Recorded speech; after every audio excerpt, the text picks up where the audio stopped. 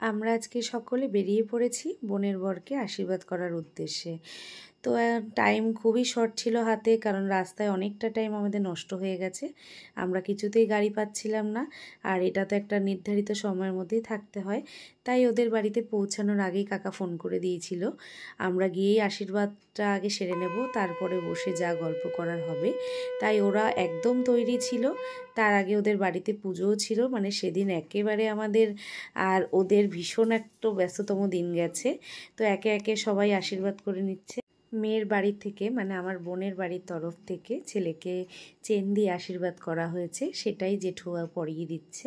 তো আমাকে বলছিল তুই একটু পরিয়ে দে, আমি বললাম না না তুমিই পরাও, আমি সুন্দর করে ভিডিওটা ক্যাপচার করছি, এগুলোই তো স্মৃতি হয়ে থেকে যায়। বিশেষ করে ফেসবুকের পাতায় প্রতি বছর রিমাইন্ডার দেবে এই বোনের আশীর্বাদটা হয়েছিল, তাই না? এইগুলোই তো থেকে যায় স্মৃতির খাতায়।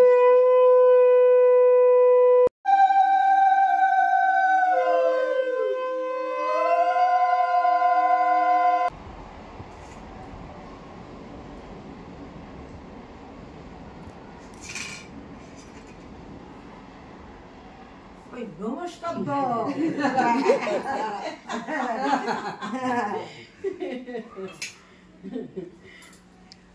প্রদীপটা ইয়ে করো,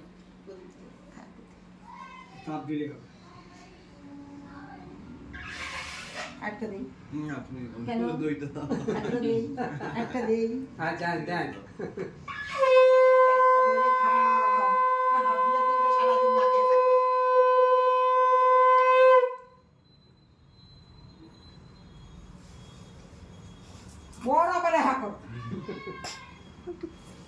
আর বিয়েতে দিদা ঠাকুমা না থাকলে ঠিক জমে না, এরাই তো ইয়ার্কি ঠাট্টা করবে, আসরটাকে মাতিয়ে রাখবে। সেই দিদা এখানে সেই কাজটাই করছিল, ওর সাথে একটু ইয়ার্কি মেরে নিচ্ছিল। আর একে একে আশীর্বাদ পর্ব চলতে লাগলো। এখন কাকা আশীর্বাদ করে নিচ্ছে।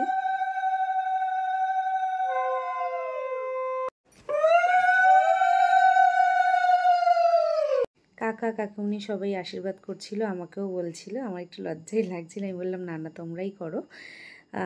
তারপরে ওর বাবা আশীর্বাদ করলো, ওর মা করলো। আশীর্বাদ হওয়ার পর আমরা বাড়িটা ঘুরেও দেখলাম। আর সেদিন ওদের বাড়ি নারায়ণ পুজো ছিল, আর আমাদের প্রসাদ থেকে আরম্ভ করে মিষ্টির প্লেটলেট সাজিয়ে দিয়েছিল। সেই ক্লিপটা যদিও আমার তোলা হয়নি। এটা হচ্ছে আমার বোনের রুম, আমার ছেলের তাই ভিডিও তুলে নিচ্ছিল। এই গল্প করতে করতে আমাদের ফেরার টাইম চলেও আসছে। আর মায়ের মন্দিরের পাশ থেকেই ওদের বাড়ি যেতেও হয় আসতেও হয়, তাই আসার পথে মা কালীকে দর্শন করে আমরা বাড়ি ফিরলাম।